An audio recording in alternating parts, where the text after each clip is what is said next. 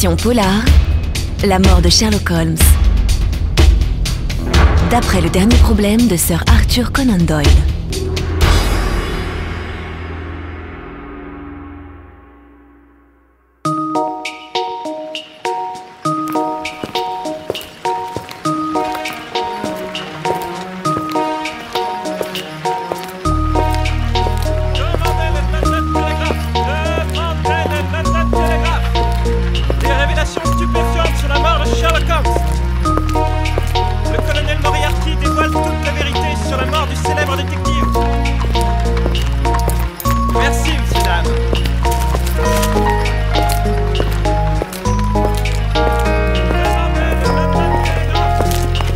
Voyez, Darling, je vous l'avais toujours dit. Ce Sherlock Holmes était trop beau pour être honnête. Oui, c'était un excentrique.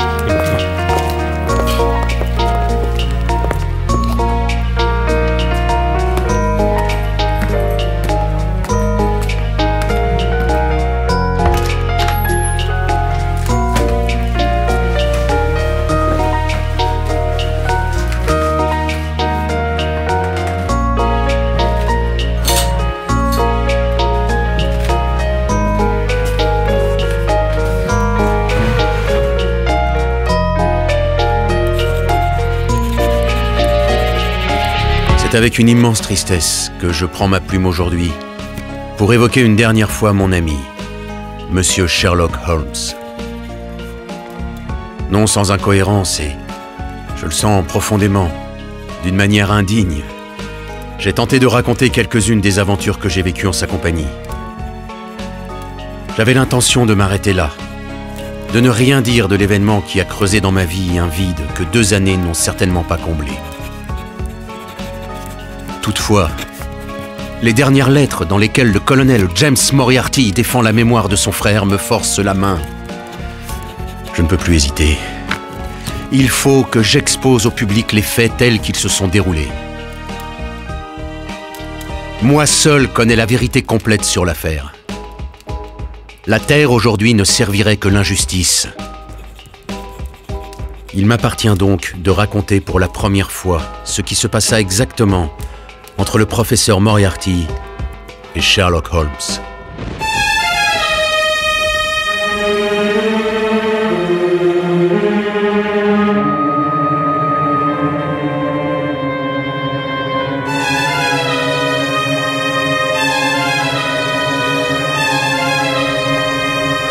Je dois rappeler qu'après mon mariage et l'installation de mon cabinet médical, les relations très intimes qui avaient existé entre Holmes et moi se modifièrent jusqu'à un certain point. De temps à autre, il venait me chercher quand il avait besoin d'un compagnon pour ses enquêtes, mais ces occasions se firent de plus en plus rares. Ce fut donc avec un certain étonnement que je le vis entrer dans mon cabinet de consultation le 24 avril 1891 au soir. Holmes ? Bonsoir, Watson. Avant toute chose, verriez-vous un inconvénient à ce que je ferme les volets? Non, évidemment. Mais pourquoi? Vous avez peur de quelque chose? Oui, mon ami, j'ai peur. Vous avez peur? Vous? Mais de quoi? De fusil à vent, Watson. De fusil à vent. De fusil à vent? Mais qu'entendez-vous par là?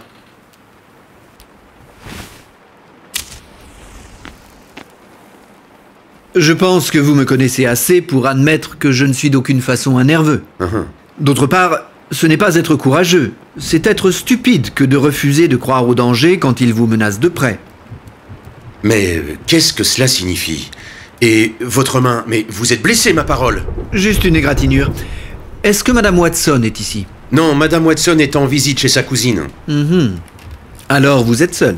Oui, je suis tout à fait seul, mais où voulez-vous en venir? Disons que je suis plus à l'aise pour vous proposer de partir avec moi, passer une semaine sur le continent. Une semaine? Mais où ça? Oh, n'importe où, partout. C'est la même chose pour moi. Tout cela était étrange. Holmes ne m'avait guère accoutumé à prendre des vacances oisives. Par ailleurs, la pâleur de son visage, la crispation de ses traits me révélaient que ses nerfs étaient soumis à une tension très dure.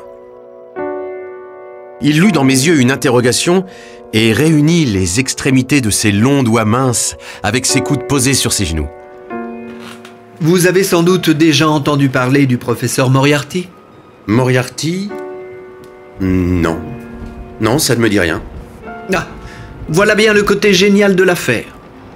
Cet homme règne sur Londres et personne n'a jamais entendu parler de lui. C'est ce qui le met au panthéon de l'histoire du crime.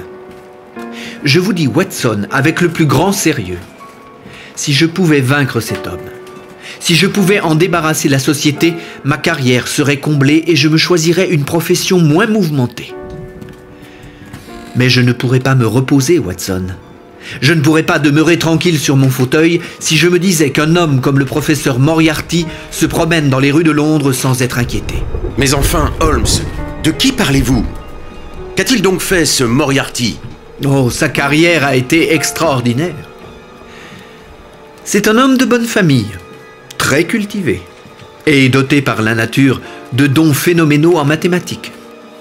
À 21 ans, il écrivait déjà sur le binôme de Newton un traité qui eut aussitôt un retentissement européen et qui lui valut la chaire de mathématiques dans l'une de nos prestigieuses universités.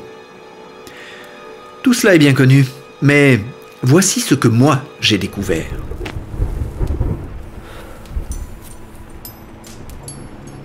Comme vous le savez, Watson, personne mieux que moi ne connaît le gratin du monde du crime à Londres. Or, depuis des années, j'avais l'impression que derrière chaque malfaiteur, il existait une sorte de puissance occulte. Une puissance avec une organisation profonde qui se dressait toujours contre la loi. À plusieurs reprises et dans des affaires très diverses, j'avais senti la présence de cette puissance. Et j'en avais découvert l'action dans un certain nombre de crimes. Pendant des années, je m'efforçais de percer le voile qui l'entourait.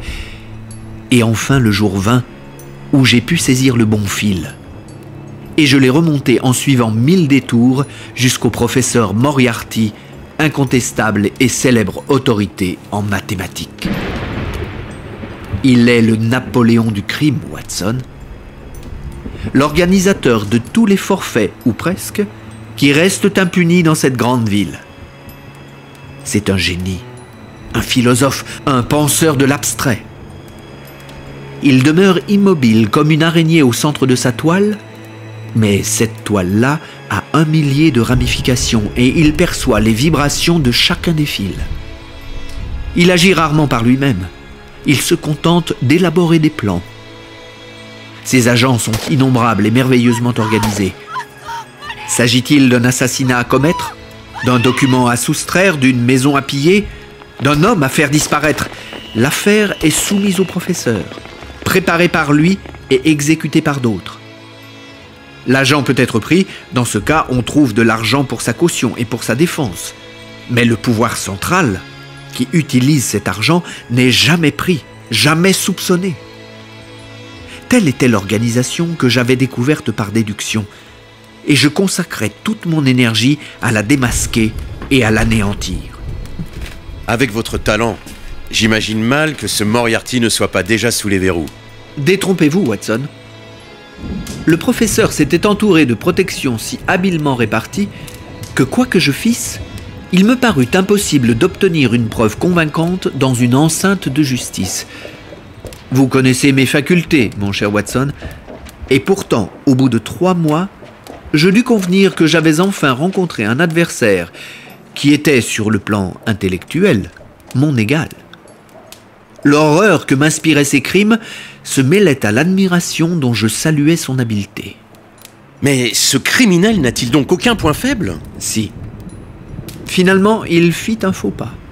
Oh, un petit, tout petit faux pas. Partant de ce point, j'ai tissé mon filet. Aujourd'hui, il est presque refermé sur lui, et dans 3 jours, c'est-à-dire lundi prochain, le fruit sera mûr. Et le professeur, avec tous ses lieutenants, tombera entre les mains de la police. Alors, pourra s'ouvrir le plus grand procès criminel du siècle, qui permettra de résoudre plus de 40 énigmes, et ce sera la corde pour toute la bande. Mais si nous bougeons prématurément, au dernier moment, ils nous glisseront entre les doigts. Quelle affaire! Si j'avais pu arriver jusque-là sans que le professeur Moriarty en eût le soupçon, cela aurait été parfait. Mais il est bien trop malin. Il a vu tous mes préparatifs. Plusieurs fois, il a tenté de s'échapper de ce réseau où je le réduisais, mais en chaque occasion, je l'ai rejeté dedans. Je vous assure, mon ami, que si un compte-rendu de ce duel silencieux pouvait être rédigé, il remporterait le premier prix des romans policiers. Jamais je ne me suis élevé aussi haut. Jamais je n'ai été pareillement talonné par un antagoniste. Il coupait gros, je le surcoupais de justesse. Ce matin, les derniers préparatifs étaient accomplis. Il me fallait encore 3 jours pour terminer l'affaire.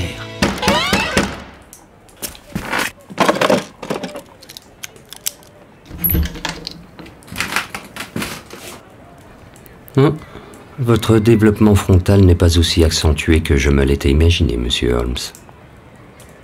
Vous savez, c'est une dangereuse habitude de manipuler des armes à feu chargées dans la poche de sa robe de chambre. Je discerne toutefois dans vos yeux quelque chose qui me rend très satisfait d'avoir cette arme dans ma poche. Évidemment. C'est parce que vous ne me connaissez pas. Au contraire, je pense qu'il est évident que je vous connais fort bien, professeur Moriarty. Je vous en prie, asseyez-vous. Je puis vous consacrer 5 minutes si vous avez quelque chose à me dire. Tout ce que j'ai à vous dire, vous le savez déjà. Alors vous savez déjà peut-être ce que je vous répondrai. Vous y tenez vraiment? Absolument. Bien.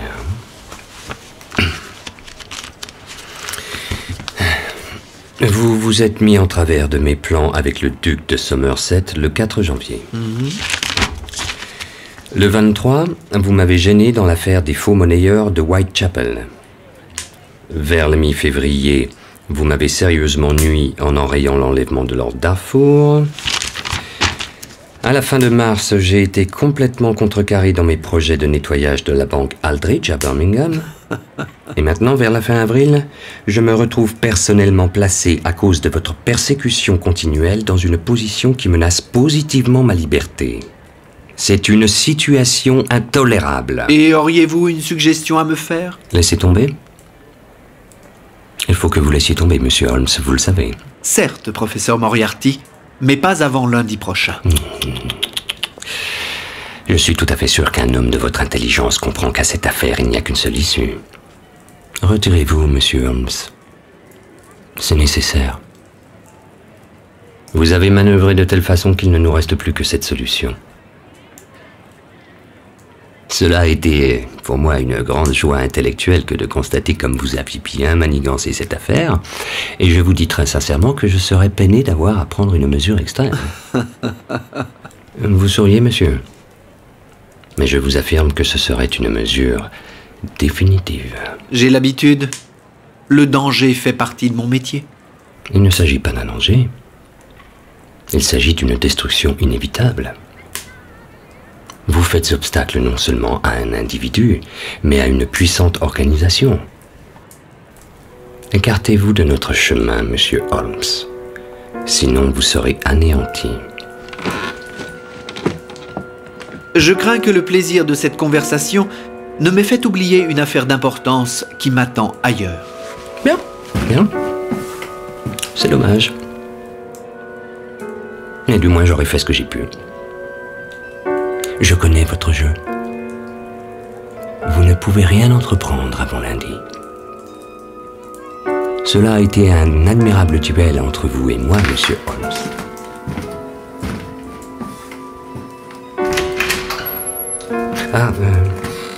Vous espérez me jeter dans le box des accusés. Je vous dis, je ne m'assiérai jamais dans le box des accusés. Vous espérez me vaincre? Je vous dis, vous ne me vaincrez jamais.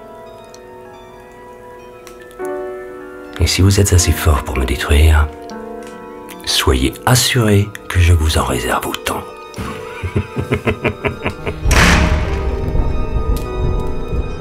Telle fut, Watson, ma peu banale conversation avec le professeur Moriarty. J'avoue qu'elle produisit sur mon esprit un effet déplaisant.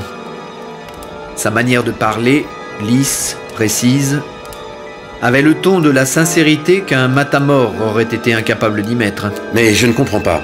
Pourquoi ne pas avertir directement la police? Parce que je suis fermement convaincu que le coup me viendra non de lui, mais de l'un de ses agents. J'en ai les meilleures preuves. Votre main. Vous voulez dire que vous avez été attaqué? Mon cher Watson, le professeur Moriarty n'est pas homme à laisser pousser l'herbe sous ses pieds. Je suis sorti vers midi pour une petite transaction dans Oxford Street. Je dépassais l'angle qui va de Bentinck Street au croisement de Welbeck Street. Attention! Vous allez bien, monsieur? Un attelage de 2 chevaux emballés fonça sur moi. Je sautai sur le trottoir et ne fus sauvé que par une fraction de seconde. C'est un véritable assassin. Après quoi, je me cantonnais sur le trottoir, Watson. Mais en descendant vers Street, une brique tomba d'un toit et s'écrasa à mes pieds. Oh mon Dieu, vous avez vu? Ça venait du toit. Putain, c'est vraiment étonnant.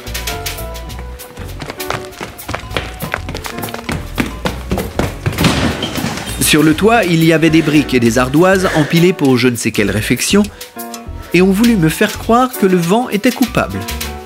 Bien sûr, je savais que le vent n'y était pour rien, mais comment le prouver?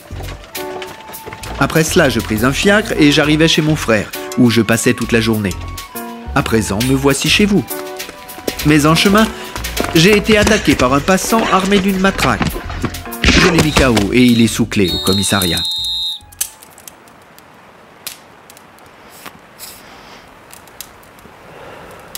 Vous ne vous étonnerez donc pas, mon cher Watson, si mon premier soin en entrant chez vous a été de fermer les volets. Mon cher Holmes, vous êtes ici chez vous. Voulez-vous passer la nuit ici? Non, mon ami. Vous pourriez trouver que je suis un invité dangereux. J'ai mes projets et tout se passera bien. Les choses en sont maintenant arrivées à ce point que, sans mon concours, elles se dérouleront jusqu'à l'arrestation. Ma présence sera toutefois nécessaire pour obtenir la condamnation. Il est donc évident que je ne saurais rien faire de mieux que partir, au moins pendant les quelques jours qui me séparent du moment où la police aura la liberté d'agir. C'est pourquoi vous me feriez un grand plaisir si vous vouliez m'accompagner sur le continent. La clientèle est calme et j'ai un voisin et confrère complaisant. Je serais donc ravi de vous suivre. De partir demain matin? Si c'est nécessaire, aucun problème. Oh oui, c'est nécessaire. Alors, mon cher Watson, voici vos instructions. Je vous prie de vous y conformer à la lettre, car vous êtes à présent engagé avec moi dans une guerre contre le plus habile coquin et le plus puissant syndicat criminel d'Europe. Alors, écoutez-moi bien.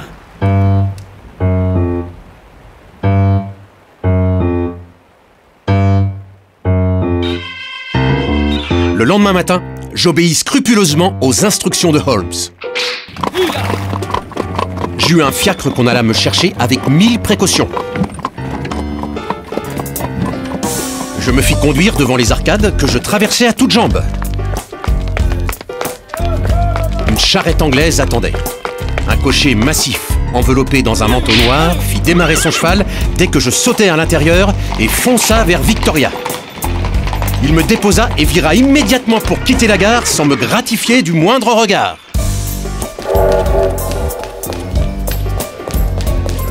Jusque-là, tout s'était admirablement passé. Mes bagages étaient à quai, et je n'eus aucune difficulté pour trouver le compartiment que Holmes m'avait indiqué. Il était le seul sur lequel figurait l'étiquette « Réservé ». Une seule chose m'inquiétait. Aucune trace de Holmes. L'horloge de la gare m'indiqua qu'il ne restait plus que 7 minutes avant le départ du train. Je cherchais vainement parmi les groupes de voyageurs la silhouette élancée de mon ami. Je passais quelques minutes à aider un vénérable abbé italien qui essayait, dans un anglais détestable, de se faire comprendre d'un porteur. Rapido, rapido. I'm very sorry, but I don't understand your English. Mi inglese? Che inglese? Va bene, ma English. Parigi, che accelerare, pronto, pronto. Come si dice? Après une nouvelle ronde sur le quai, je revins dans mon compartiment. Hélas, le porteur, en dépit de l'étiquette réservée, y avait installé mon ecclésiastique italien. I'm deeply sorry, but this compartment is reserved. Sì, Parigi, va bene. Va bene, figlio mio, a Parigi. No, you don't understand. This is reserved. Comment lui expliquer que sa présence constituait une véritable intrusion? Reservado. Je parlais aussi mal l'italien que lui l'anglais. Je me bornais donc à hausser les épaules et je me remis à guetter mon ami. Un petit frisson me parcourut l'échine. Son absence ne signifiait-elle pas qu'un malheur lui était arrivé? Déjà, les portières étaient fermées et le sifflet du chef de train avait retenti quand... Eh bien, Watson, en voilà des manières. Vous n'avez même pas daigné me souhaiter le bonjour. Je me retournai, ahuri. Le vieil ecclésiastique me regardait. En un instant, les rides disparurent, le nez s'éloigna du menton, le corps prostré se redressa, Holmes m'apparut comme par enchantement. Un seigneur, c'était vous! Vous m'avez encore confondu! Toutes les précautions sont indispensables, Watson. J'ai tout lieu de croire qu'ils sont sur notre piste. Tenez, regardez! Voilà Moriarty en personne! Regardant sur le quai, je vis un homme de grande taille qui se frayait son chemin parmi la foule et qui agitait un bras comme s'il souhaitait que le train s'arrêtât. C'était trop tard pourtant, car notre vitesse s'accrut rapidement et la gare s'estompa derrière nous. Vous voyez, malgré toutes nos précautions, il s'en est fallu de peu. Avez-vous lu le journal ce matin, Watson? Non, je n'ai pas vraiment eu le temps. Vous n'avez donc rien lu sur Baker Street? Baker Street? Notre appartement a failli brûler cette nuit. Mon Dieu, Holmes, mais c'est intolérable! Non, il n'y a pas eu beaucoup de dégâts. Ils ont dû perdre ma trace à partir du moment où j'ai fait arrêter leur matraqueur. Et évidemment, ils n'ont pas imaginé que j'étais retourné chez moi. Ils vous ont sans doute filé. Non. Et c'est ce qui a conduit Moriarty à Victoria. En vous rendant à la gare, vous n'avez pas fait de faute? Holmes, j'ai fait exactement ce que vous m'aviez indiqué. Vous avez trouvé la charrette anglaise? Oui, bien sûr, elle m'attendait à l'endroit convenu. Vous n'avez pas reconnu le cocher? Non. C'était mon frère, Mycroft. Votre frère? Il est heureux que j'ai pu me débrouiller sans mettre un mercenaire dans la confidence. Mais maintenant, nous devons réfléchir à ce que nous devons faire avec Moriarty. Comme ce train est un express et que le bateau assure sa correspondance, j'ai l'impression que nous l'avons semé définitivement. Watson, je vois que vous ne m'avez pas bien compris quand je vous déclarais que cet homme devait être placé au même niveau que moi sur le plan intellectuel. Vous ne pensez pas que si j'étais le chasseur, je renoncerais à mon gibier dès le premier obstacle? Alors pourquoi le juger moins favorablement? Mais que va-t-il faire alors? Ce que je ferai. Alors, que feriez-vous? Je louerai un train spécial. Mais il doit être trop tard. Pas du tout. Notre train s'arrête à Canterbury. Et il y a toujours un quart d'heure d'attente au bateau. Il nous rattrapera là. C'est insupportable. On dirait que nous sommes des criminels. Faisons-le arrêter à son arrivée une bonne fois pour toutes. Ce qui ruinerait un travail de 3 mois. Nous capturerions le gros poisson, mais les plus petits demeureraient en dehors du filet. Lundi prochain, nous les aurons tous. Non, une arrestation est impensable. Alors, quoi faire? Nous descendrons à Canterbury. Et puis après, quoi faire, Holmes? Eh bien, nous ferons à travers la campagne une très jolie promenade jusqu'à New Haven. Puis de là, nous gagnerons Dieppe. Moriarty agira de nouveau comme j'agirai. Il arrivera à Paris, notera nos bagages et nous guettera 2 jours à la consigne.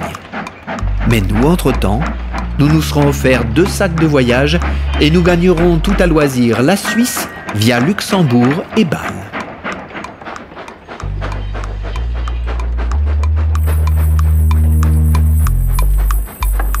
Canterbury, next station. Next station, Canterbury.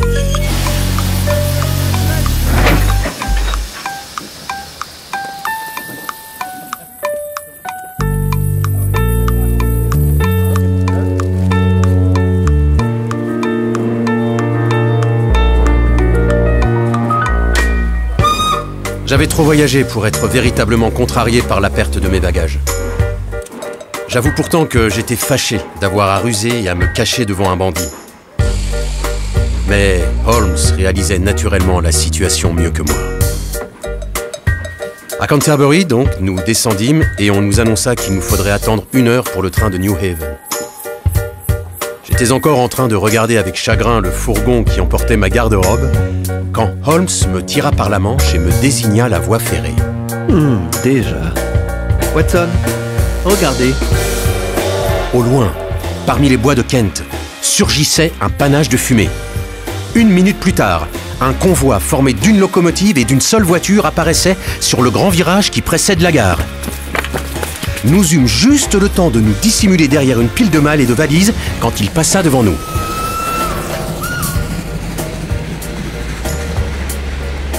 Et voilà. L'intelligence de notre ami a tout de même des limites.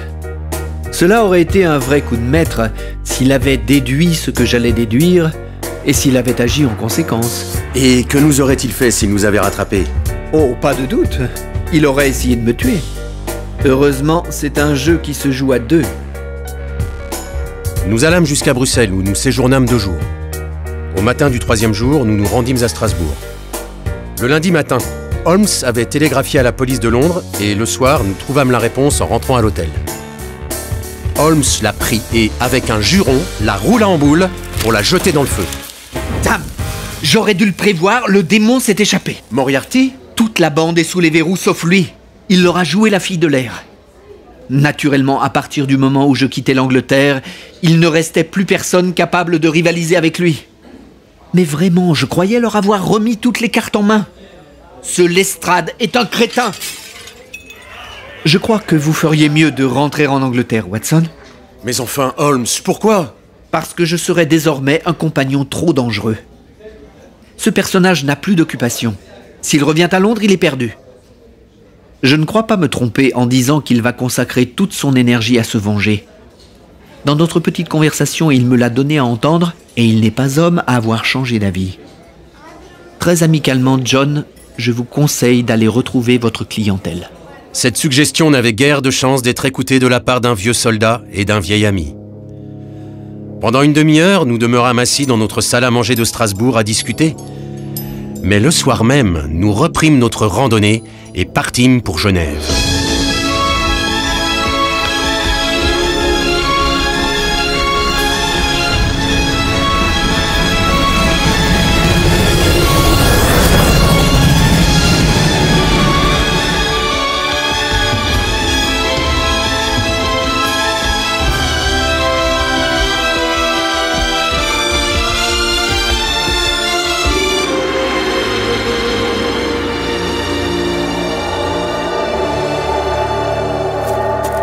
Pendant une semaine charmante, nous remontâmes la vallée du Rhône, puis, bifurquant à Lenk, nous franchîmes le col de la Gemmi, encore enneigé, pour redescendre sur Meiringen par Interlaken.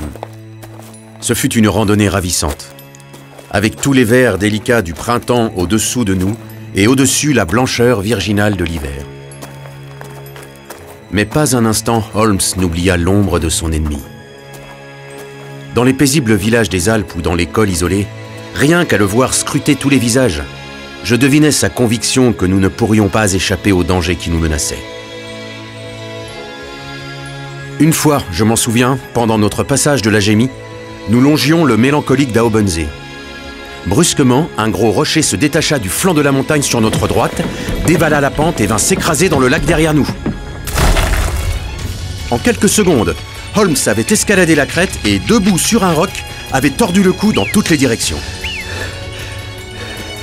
Ce fut en vain que notre guide lui affirma que la chute d'une pierre était, au printemps et à cet endroit, un incident tout naturel. Il ne répondit rien. Mais il me regarda en souriant, avec l'air d'un homme qui vient d'assister à la réalisation de ce qu'il avait prévu.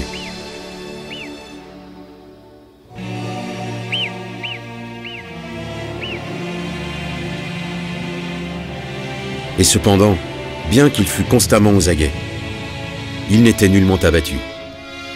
Au contraire, je ne me rappelle pas l'avoir jamais vu plus exubérant.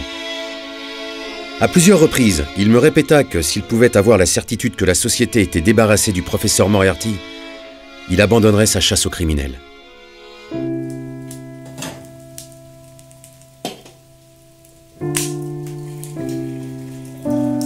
Je crois, Watson, que je puis dire que je n'ai pas tout à fait vécu inutilement. Si ma carrière se terminait ce soir, je pourrais en dresser le bilan avec une bonne conscience. J'ai purifié l'air de Londres. Dans plus de 1000 affaires, je ne pense pas avoir utilisé pour le mal les dons qui m'ont été impartis. Je suis de plus en plus tenté de me plonger dans les problèmes que pose la nature et qui sont beaucoup moins superficiels que ceux dont notre société artificielle est responsable. Vos livres touchent à leur fin, Watson. Vous n'aurez plus rien à écrire sur moi à partir du jour où j'aurai couronné ma carrière par la capture ou l'extermination du criminel le plus redoutable d'Europe.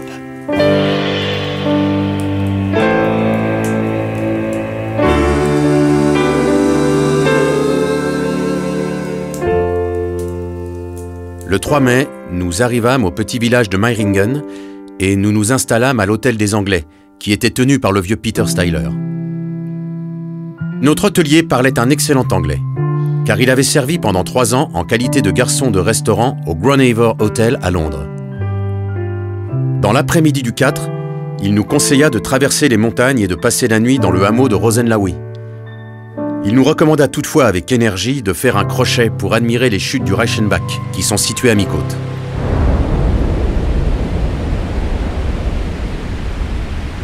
En vérité, l'endroit est terrifiant. Le torrent, gonflé par la fonte des neiges, se précipite dans un gouffre d'où l'écume rejaillit en tourbillonnant comme la fumée d'une maison en feu. Nous restâmes un bon moment devant le précipice, fascinés par l'éclat de l'eau qui venait se briser contre les rochers noirs, et par le cri presque humain qui accompagnait le rejaillissement de l'écume contre le gouffre.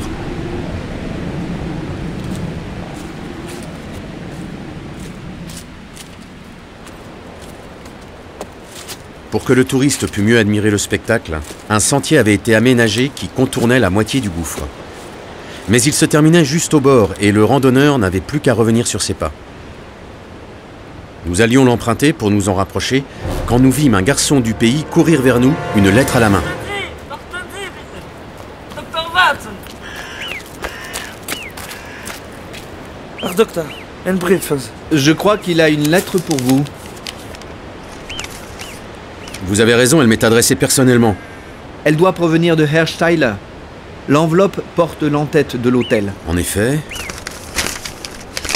L'hôtelier m'informe que peu après notre départ, une dame anglaise à l'article de la mort est arrivée. Ah, elle voyageait pour rejoindre des amis à Lucerne quand une subite hémorragie s'est déclarée en route. Elle n'a plus que quelques heures à vivre, mais ce serait pour elle une grande consolation si elle pouvait voir un docteur anglais. Post-scriptum, je considérerais votre complaisance comme une grande faveur, car la dame se refuse absolument à consulter un médecin suisse. Signé Herr Steiler. Je crois que le devoir vous appelle, Watson. Vous ne pouvez vous dérober devant la requête d'une compatriote qui agonise dans un pays étranger. Évidemment, comment rester sourd à cet appel? Pourtant, je suis contrarié à l'idée de vous quitter, Holmes. Rassurez-vous, je garderai avec moi notre petit messager pour me servir de guide et de compagnon pendant que vous retournez à Meiringen. Je désire seulement rester encore quelques instants près des chutes, puis je marcherai tranquillement vers Rosenlaui. Rejoignez-nous là-bas dans la soirée, quand vous aurez accompli votre tâche. Très bien, Holmes, je file au plus vite à l'hôtel et je vous retrouve à Rosenlaui tout à l'heure. À tout à l'heure, Watson.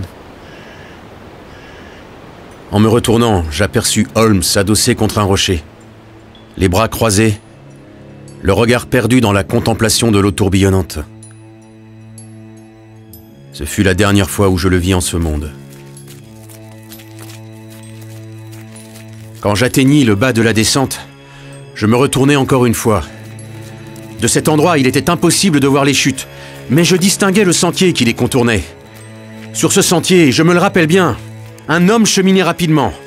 Sa silhouette sombre se détachait nettement sur l'herbe environnante. Je remarquais l'énergie avec laquelle il marchait, mais comme je me dépêchais, je ne m'attardai pas à l'observer longuement. Il me fallut un peu plus d'1 heure pour regagner Meiringen. Le vieux Steiler se tenait sous le porche de son hôtel. « Herr Steiler! Herr Steiler! Attendez-moi! »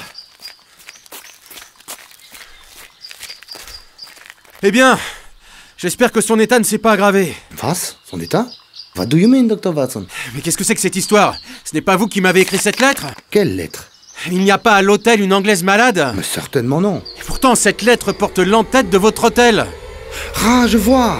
Cette lettre a dû être écrite par le grand Anglais qui est arrivé juste après votre départ. Qu'est-ce que c'est que cette histoire? Il m'a dit qu'il devait aller voir les chutes. Oh mon Dieu!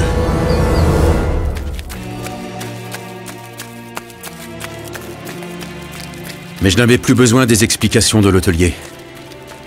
Grelottant d'angoisse, Je me précipitais déjà dans la rue du village vers le sentier que je venais de descendre. Il m'avait fallu 1 heure pour revenir. En dépit de tous mes efforts, il m'en fallut 2 avant de me retrouver devant les chutes de Reichenbach. La canne de Holmes était encore appuyée contre le rocher auprès duquel je l'avais laissé. Mais il n'y avait aucune trace de lui. La canne me révélait que mon ami n'était pas allé à Rosenlaui. Il était resté sur cet étroit sentier, entre une muraille rocheuse d'un côté et un précipice à pic de l'autre, jusqu'à ce qu'il fût surpris par son ennemi. Le jeune Suisse avait disparu. Sans doute avait-il été payé par Moriarty pour laisser les 2 hommes face à face. Et à ce moment-là, que s'était-il passé? Qui pourrait nous dire ce qu'il s'était passé? Je demeurai immobile quelques instants pour réfléchir. L'horreur de l'événement m'accablait. Puis, me rappelant les propres méthodes de Holmes, je m'efforçais de les appliquer dans cette tragédie. Hélas, c'était trop facile. Saisis par la grandeur du décor, nous n'étions pas allés jusqu'à l'extrémité du sentier. La canne m'indiquait l'endroit où nous nous étions arrêtés. Le sol noirâtre, perpétuellement humecté par l'écume, aurait conservé les empreintes d'un oiseau. 2 lignes de pas étaient nettement visibles. Elles se dirigeaient vers l'extrémité du sentier. Il n'y en avait pas en sens inverse qui marqua leur retour. Quelques mètres avant le bord du précipice, le sol était piétiné et boueux. Les ronces et les fougères qui longeaient le gouffre étaient arrachées, foulées aux pieds. Je me mis à plat ventre pour regarder au fond de l'abîme.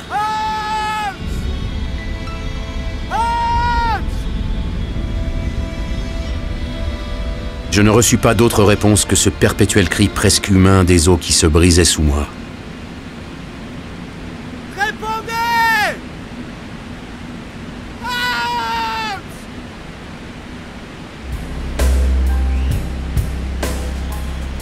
Le jour avait baissé. Je ne voyais rien d'autre que le miroitement de l'eau contre les parois noires, et tout au fond du précipice, l'éclat du torrent qui reprenait sa course. Le destin voulut cependant que me parvint un dernier salut de mon camarade et ami. J'ai dit que sa canne était restée appuyée contre un rocher qui bordait le sentier. Mon regard fut attiré par un objet qui brillait en haut de cette pierre. Je m'approchai et découvris que c'était l'étui à cigarette en argent que Holmes portait habituellement sur lui. Quand je le saisis, un petit carré de papier volta jusqu'au sol. Je le ramassai, le dépliai. C'était 3 pages de son carnet. Elle m'était adressée. Il était bien dans le caractère de Sherlock Holmes que l'écriture eut cette fermeté. Dans son bureau, il n'aurait pas tracé ces mots avec plus de sang-froid. Mon cher Watson, je dois à la courtoisie de Monsieur Moriarty de vous écrire ces quelques lignes. Il consent à attendre mon bon plaisir pour que nous procédions au règlement final des questions pendantes entre nous. Il m'a résumé les méthodes grâce auxquelles il a échappé à la police anglaise et s'est tenu informé de tous nos déplacements. Ces méthodes confirment la très haute opinion que je m'étais formée de ses capacités. Je suis satisfait à la pensée que je vais délivrer la société de sa présence, bien que je craigne que ce ne soit au prix d'un sacrifice qui attristera mes amis et vous spécialement, mon très cher Watson. Je vous ai déjà expliqué toutefois que ma carrière avait atteint son apogée. Aucun dénouement ne me paraît plus décent que celui-ci. En vérité, pour tout vous avouer, j'étais tout à fait persuadé que la lettre de Meiringen était un piège, et je ne vous ai pas retenu parce que j'étais sûr de ce qui allait se passer.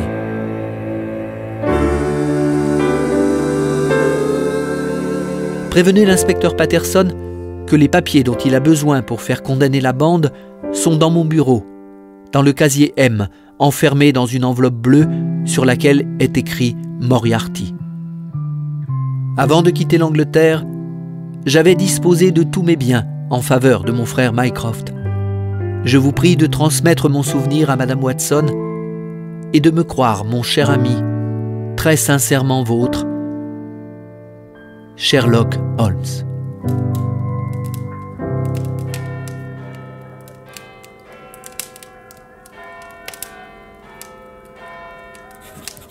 Je n'ajouterai que quelques lignes.